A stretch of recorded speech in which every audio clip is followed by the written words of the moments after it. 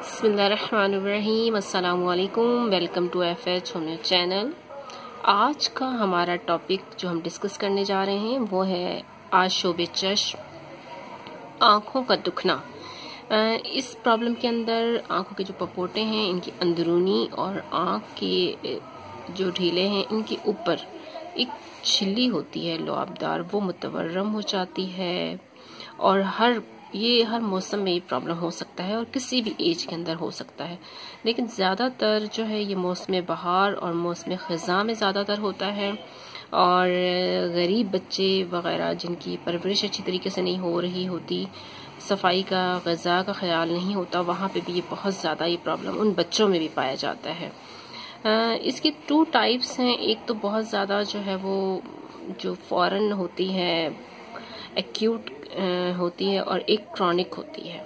ठीक है, शदीद जो आशोब चश्म है यानी जो एक्यूट प्रॉब्लम है, इसके अंदर ये मौसम के हिसाब से तब्दील हो रहा होता है। इसमें वरम बहुत ज़्यादा होता है, और अगर हम इसके सिम्टम्स के अंदर देखें तो ये बहुत शिद्दत से जो है पेन, वरम, सुर्खी, सूजन जो है वो सामने आती है। और इस तरह की फीलिंग्स होती है जैसे आँख के अंदर जो है वो रेत के दाने पड़े हुए हैं, और आँख के पपोटों के नीचे शीशे के टुकड़े या इधर उधर हरकत कर रहे हों। इस तरह की फीलिंग्स होती हैं इसके पेशेंट के अंदर। और आँख के अंदर चमक सी होती है, और आँख बिल्कुल कोई रोशनी जो है वो बर्दाश्त नहीं कर सकती। बहुत ज़्यादा कसरत से जो है वो पानी जो है बह रहा होता है, और चिपचिपाहट सी आंखों के अंदर होती है। इसकी जो कॉजेज हैं वो उसमें देखा जाए तो नज़ला जिन पेशेंट को होता है उनके साथ भी ये प्रॉब्लम हो जाता है। तेज़ धूप या शिद्दत की गर्मी जो है वो भी इसका सबब बनती है। सर्द हवा का लगना, आंखों में कुछ पड़ जाए, या धुएं, गर्दो गुबार से भी आंखों में ये प्रॉब्लम हो सकता है। छोटे बच्चे, शीरख्वार बच्चे जो दांत निकाल रहे होते हैं, वो भी इसका शिकार जो है वो जल्दी हो जाते हैं। इसके अलावा जो है ये प्रॉब्लम खसरा, चीचक वगैरह के अंदर, या वबाई जो मर्ज हैं जब वो होते हैं तो उनके साथ आंखें भी जो है वो ख़राब हो जाती हैं, और एक वबा आंखें दुखने की जो है वो फैल जाती है। इसके हवाले से अगर हम देखें कि इसके लिए क्या हमें रोकथाम करनी चाहिए, क्या तदाबीर करनी चाहिए, तो इसके हवाले से हम आंखों की सफाई का ख़ास ख्याल रखें, और उनको जो है तेज़ रोशनी और तेज़ जो मौसम है ठंडा गर्म, उससे बचाएं लाजमी। और इसके साथ साथ इसका जो है हम एक लोशन भी तैयार कर सकते हैं। होम्योपैथिक मेडिसिन है कैलेंडोला मदर टिंचर के 5 कतरे हम लेकर तकरीबन पानी इतना हो कि आधा पाव पानी में डालकर लोशन तैयार कर सकते हैं, और आँखों को उसी से जो है वॉश कर सकते हैं। इससे ये होगा कि जो जर्म्स होंगे उनसे आँखें बची रहेंगी।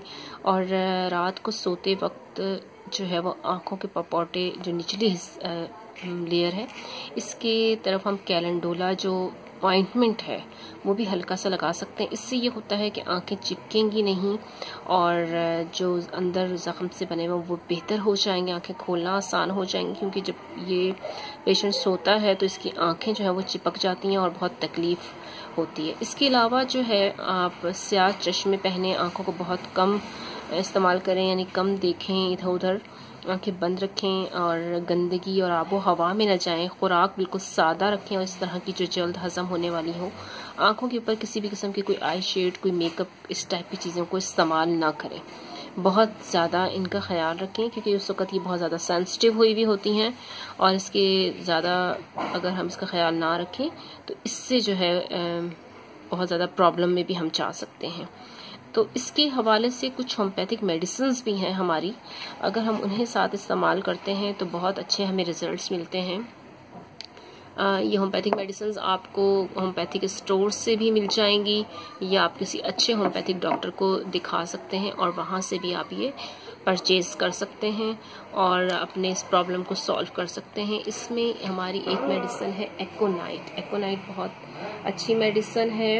एक्कोनाइट के अंदर जो है नब्ज पेशेंट की तेज़ होती है, जिल्द जिस्म खुश्क, प्यास बहुत ज़्यादा लग रही होती है, और जब सर्द हवा इस मर्ज का सबब बने तो एक्कोनाइट को लाजमी याद रखना चाहिए।